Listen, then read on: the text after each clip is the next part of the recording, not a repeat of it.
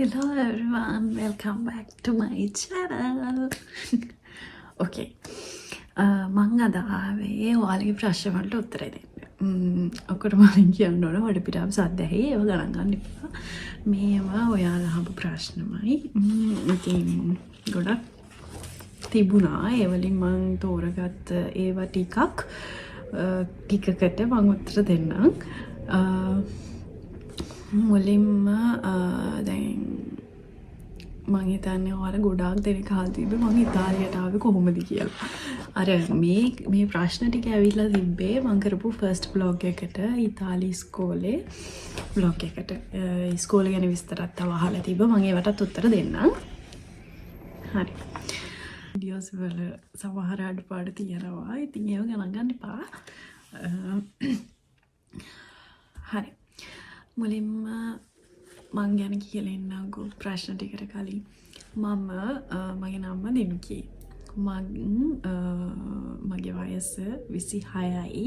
මේ අවුරුද්දට 27යි. හැබැයි තාම මට 27 ලබල නෑ. ඒ හින්දා මට 26යි. හරිද? ඉතින්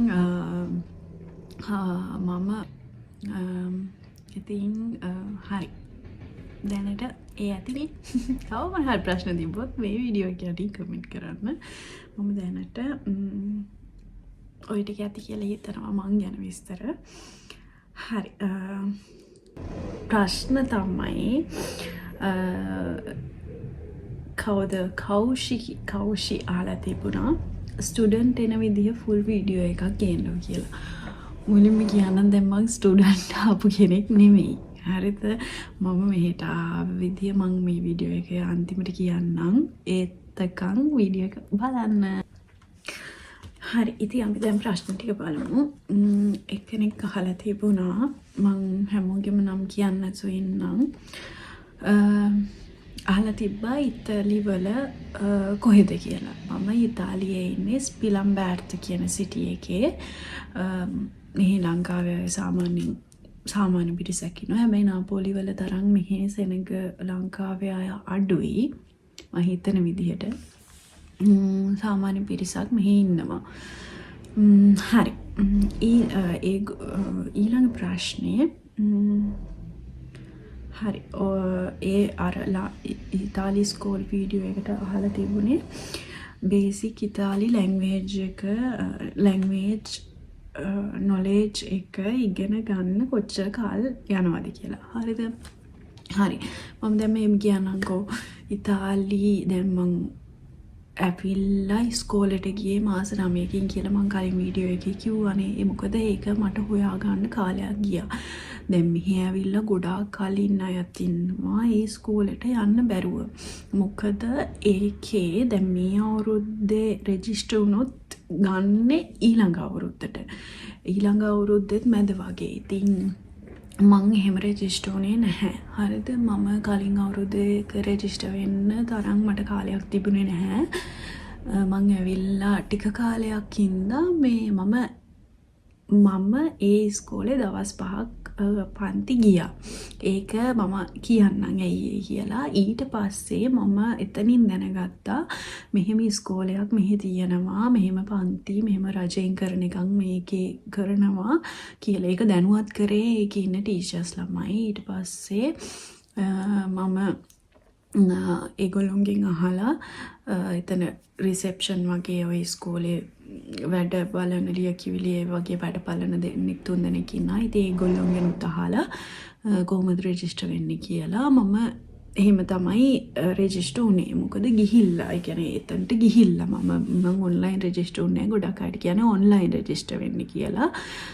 කීප දෙනෙක්ව විතරයි අර විදියට ගන්නෙ. මං හිතන්නේ මම අර පන්තියට කලින් දවස් 5ක් ගිය නිසා තමයි ඒගොල්ලෝ ගත්තේ. මොකද එතනින්මනේ දැනුවත් කරේ මෙහෙම දෙයක් කරනවා කියලා. ඉතින් ඒ හින්දා වෙන්න ඇති සමහර විට ගත්තේ. ගොඩක් අයට මේ වෙනකොටත් යන්න බැරුව ඉන්නවා.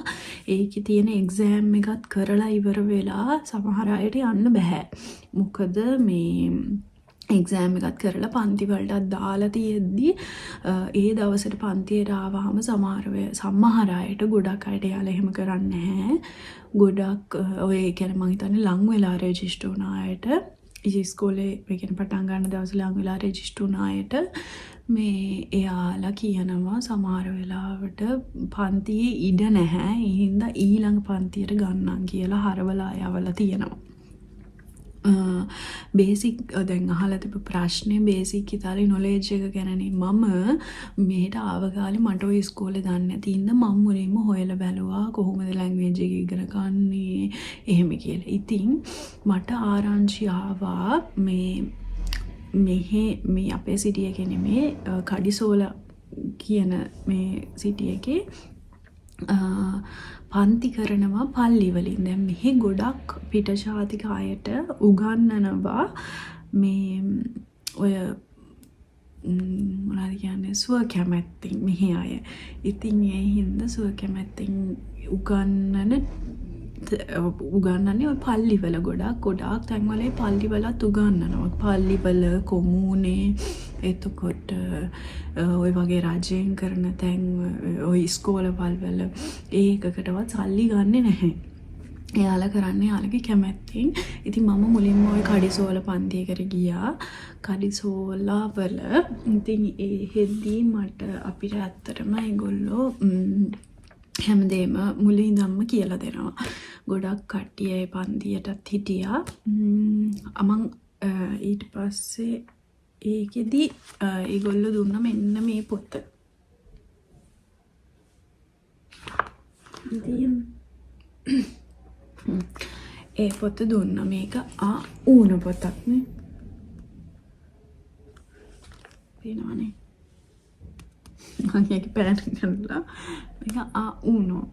ඉතින් ඌනෝ එක කරන්න කලින් ඇත්තට මුලින්ම ඉගෙන ගන්න ඕන A0 එකේ මම A0 එක කඩිසෝල පන්තියට යන්න කලින් මුලින්ම කරේ මෙන්න මේ පොත. ෆාචිලේ A0 එක මේකේ තියෙනවා මේ මුලින් ඉඳන් හැමදේම. ඒ කියන්නේ ගණන් කරන විදිහ. එතකොට ඉතින් මම ඒ පොත තමයි මුලින්ම කරේ. එතකොට අනිත් එක ගොඩක් ඉංග්‍රීසි අකුරුනේ කොහොමද මෙහෙම පාවිච්චි කරන්නේ. ඉතින් ඒ හින්දා එයාලා ශබ්ද කරන විදිය වෙනස් වුණාට ගොඩාක් වෙනස් නැහැ සාමාන්‍යයෙන්. ඉතින් චුට්ටක් පොඩි වෙනසක් තියෙනවා. ඉතින් ඒ හින්දා කියව ගන්න පුළුවන්, ලියන්නත් පුළුවන්. සාමාන්‍ය ඉංග්‍රීසි දැනුම තියෙන කෙනෙක්ට පුළුවන්. එහෙම මං කියන්නේ අනිත් අයට බෑ කියලා නෙමෙයි. අනිත් අයටත් පුළුවන්. ඒක අමාරු නැහැ ලියන්න කියවන්න. හරිද? ඉතින් ඔය දෙක මට පුළුවන්. මේ මොකද මං A0 එකත් කරලා හිටියේ කඩිසෝල පන්තියට යද්දී. ඊට පස්සේ කඩිසෝල පන්තියෙන් කරන්න ගත්තේ මෙන්න මේ පොත. මං පෙන්නපු පොත. ඉතින් ඒක චුට්ටක් ඇඩ්වාන්ස් අරකට වඩා. ඉතින් ඒ හින්දා මේ මං ඒකේ ටික දවසක් යනකොට මට ඒකට දිගටම යන්න බැරුව ගියා. ඒ පන්තිය නම් ඇත්තටම මාරම හොඳ පන්තියක්.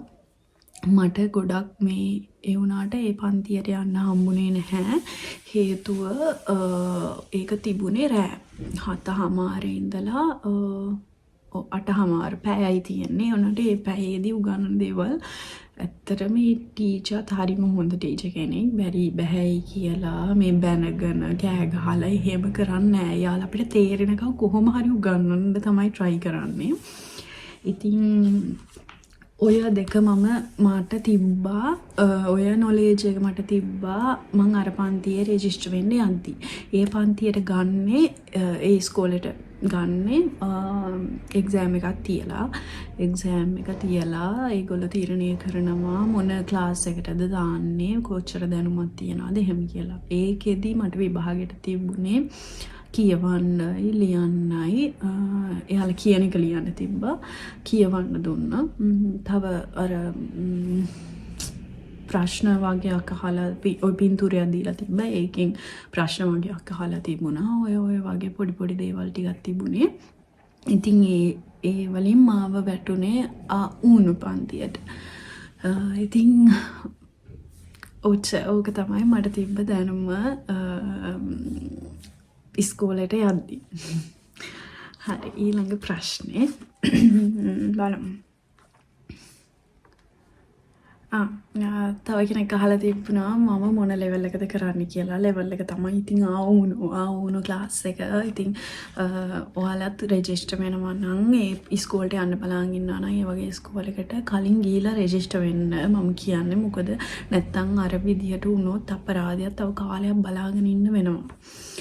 ඒ හින්දා මං ලෙවල් එක කිව්වනේ දැන්. ඊළඟට ඒක දිගටම අපිට ඩිප්ලෝමා වගේ වෙනකම් කරගෙන යන්න පුළුවන්. ඉතින් ආවුනෝ ආදුවේ පියුනෝ එහෙම ඒ වගේ කරගෙන යන්න පුළුවන්. හරි ඊළඟ එක ලැන්ග්වේජ් එක ඔයාට කතා කරන්න පුළුවන්ද? ලැන්ග්වේජ් එක ඔයාට කතා කරන්න පුළුවන්ද කියලා අහලා තියෙනවා. මෙහෙමයි මට ලියන්න කියන්න පුළුවන්. ඔයාට ලැන්ග්වේජ් එක කතා කරන්න ඒව ලොකුවට බෑ. මොකද මෙහෙ ග්‍රැමර් ඒවා තියෙනවා. ඉතින් ඒවා හරියට දැනගන්න නිසා ඇත්තටම කතා කරන්න චුට්ටක් ලැජ්ජාවකුත් තියෙනවා. ඒ වගේ දේවල් නිසා තමයි. ඉතින් කතා කරන්න බෑ කියන්නේ පොඩි දේවල් කතා කරන්න පුළුවන්. කඩේකට ගිහලා බඩුවක් ගන්න. ඔය ඒ වගේ දේවල් පුළුවන්. කඩේකට ගිහලා බඩුවක් ගන්න. එතකොට මොන හරි දෙයක් ඉල්ලන්න. ඔය පොඩි දේවල් පුළුවන්. ලොකුවට මට කතා කරන්න නම් බෑ තාම. මොකද මම පටන් ගත්ත විතරයි. හැබැයි මෙහි එහෙම කතා එහෙම දන්න දේවල් වලින් හරි පොඩ්ඩක් හරි කතා කරත් එයාලා මෙහෙම මුකුත් කියන්නේ නැහැ වැරදුනාට. hina වෙන්නේවත් බනින්නේවත් එහෙම තේරුම් නැත්තම් එයාලා ආය අහනවා. අපිට කවදාවත් බනින්නේ නැහැ. ඉතින් ඒකයි මෙහෙම මිනිස්සු ඇත්තටම මාර හොඳයි. ඒකයි තියෙන හොඳේ. ඉතින් මං කියන්නේ දන්න කෙනෙක් නම් පොඩ්ඩක් හරි මම වගේ ලැජ්ජ වෙන්නේ නැතුව මේ කතා කරන්න. ඒගොල්ලෝ ඉතින් මුකුත් කියන්නේ නැහැනේ. එහෙම කතා කරොත් තමයි ඉගෙන ගන්නත් පුළුවන්. ඉතින් එහෙම කතා කරන්න. අනිත් එක මේ මට හැබැයි කියන දේවල් ගොඩාක් දුරට තේරෙනවා. ඇත්තටම තේරෙනවා. මන් දන්නේ කොහොමද කියලා. මට හිතෙන්නේ මට කතා කරන්නත් චුට්ටක් පුළුවන් ඇති. හැබැයි මම ලැජ්ජ නිසා කතා කරන්නේ නැහැ. ඔයාලා එහෙම කරන්න එපා. පුළුවන් කෙනෙක් නම් කොහොම හරි කතා කරන්න උත්සාහ කරන්න. එතකොට තමයි පුළුවන් වෙන්නේ. ප්‍රැක්ටිස් එක ඕන කතා කරන්න.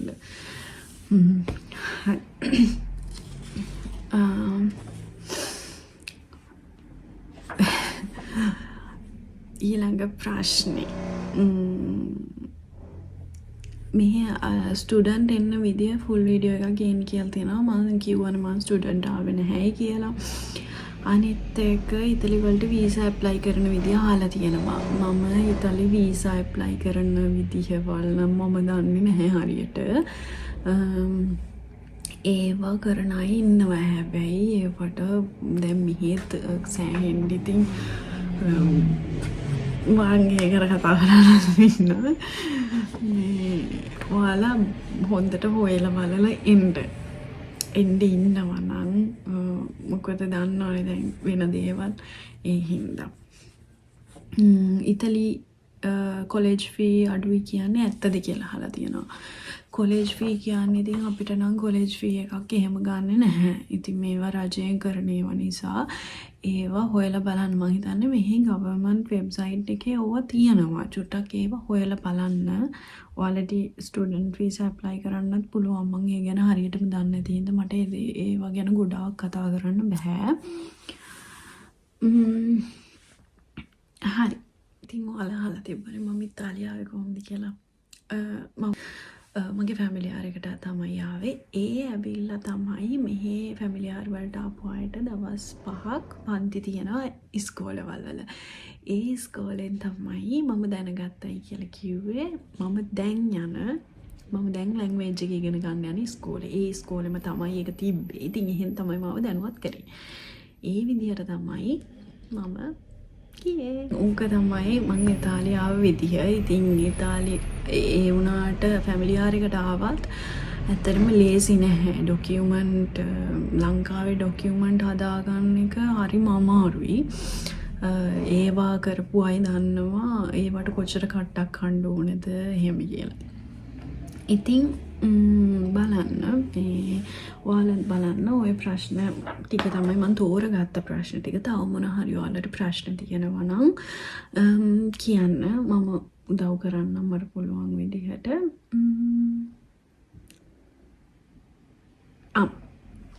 තව ප්‍රශ්නයක් තිබ්බා ඉස්කෝලේට කොහොමද ඇතුළත් වෙන්නේ කියලා. දැන් මම කලින් කිව්වනේ තව එක දෙයක් මට කියන්න තියෙනවා. ඔයාලා වෙබ්සයිට් එකකින් ඇතුළත් වෙනවා නම් මේක හොඳට අහලා කරන්න. මොකද වෙබ්සයිට් එකකින් ඇතුළත් වෙනවා නම් ඔයාලා කලින් වෙබ්සයිට් එකකින් ඇතුළත් වෙන්න. හරිද? රෙජිස්ටර් වෙන්න. රෙජිස්ටර් වුණාට පස්සේ ඔයාලට මැසේජ් එකක් එනවා. මැසේජ් එක ඇවිල්ලා ඔයාලා ගිහලා එක්සෑම් එක කරාට පස්සේ යාලා සමහර වෙලාවට කතා කරන්නේ නැහැ. ඒ හින්දා ඔයාලා එතනින් ගිහිල්ලා අනිවාර්යෙන් අහන්න. ඒ කියන්නේ යාළගේ උත්තරයක් නැත්තම් අහන්න. මොකද මේ එහෙම මගහැරුණාම සමහර වෙලාවට යාළුවා හිතනවා ඔයාලට එන්න උවමනාවක් නැහැ.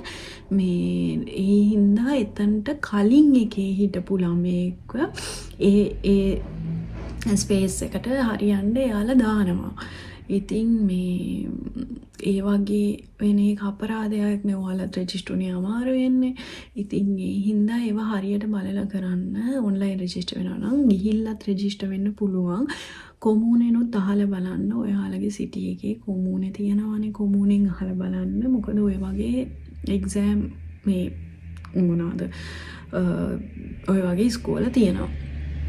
අනිත් එක මේ මම කියන්නේ හිටියේ මේ අර කඩිසෝලා සහ ඔය පල්ලි මං කිව්ව කඩිසෝල පන්තිය සහ ඔය පල්ලි වලින් කරන ඔය ලැන්ග්වේජ් එක උගන්වන තැන් තියෙනවානේ. ඉතින් ඒවල හරියට මේ එක්සෑම් එකක් කරන්නේ නැහැ. දැන් මේකේ තියෙනවානේ ඌනෝ එක්සෑම් එක තියෙනවා, දූ එක්සෑම් එක තියෙනවා. අපිට උගන්වලා ඉවරලා එක්සෑම් එක තියෙනවා. ඒ එක්සෑම් එක මෙහි ඩොකියුමන්ට් වලට වැදගත්. ඒක ගොඩක් ඒක දන්න කට්ටිය ඉන්නවා. මේ ඉතින් ඒ හින්දා කරන ඒකේ මොන හරි ප්‍රයෝජනයක් ගන්නත් පුළුවන්නේ. ඉතින් ඒ හින්දා ලැන්ග්වේජ් එක ඉගෙන ගන්න සර්ටිෆිකට් එකක් තියෙන තැනකින් අමතර මොන හරි දැනුමක් ගන්න අවශ්‍ය නම් අර වගේ තැනකට ගිහිල්ලා ඉගෙන ගන්න. ඒ නැතත් ඉස්කෝලේ ආවේ නැත්නම් ඒ වගේ තැනකින් ඉගෙන ගන්න. මොකද ඇත්තටම මෙහි භාෂාවක් නැතුව මේ මෙලෝඩියක් කරගන්න බෑ. ඉතින් ඒ හින්දා මේ දේවල් ඕන. අනිත් එක හරියට ඉගෙන ගන්න එක හොඳයි. මොකද මෙහි ආයේ වැරදුනාට මුකුත් කියන්නේ නැහැ තමයි. ඒ වුණාට අපිටත් හොඳයිනේ අපි හරියට දෙයක් ඉගෙන ගන්න එක නේ. ඉතින් ඒ හින්දා තමයි තව මොන හරි ප්‍රශ්න තියෙනවා නම් අහන්න. මේ වීඩියෝ එක යටින් කමෙන්ට් කරන්න. තිබුණොත් මම අනිවාර්යෙන් ගේන්නම්. එහෙනම් මතක් කරලා මොකද්ද මගේ channel එක subscribe කරන්න.